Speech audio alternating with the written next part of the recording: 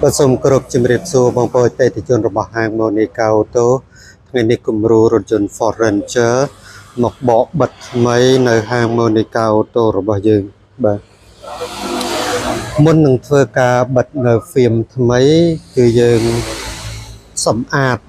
ក្នុងការសម្អាតនេះគឺយើងដោះផ្នែកដែលសំខាន់បាទដោះផ្នែកដែលសំខាន់ដូចជាដៃទ្វារនេះជាដើមដើម្បីធានាថាការបិទទៅទទួលបានអសោភណភាពគុណភាពការប្រើប្រាស់បានយូរបាទ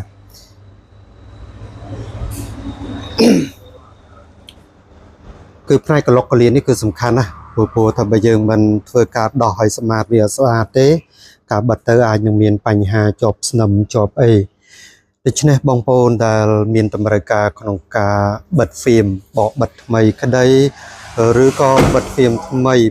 ក្តីបងប្អូនអាចអញ្ជើញមកហាង Monica Auto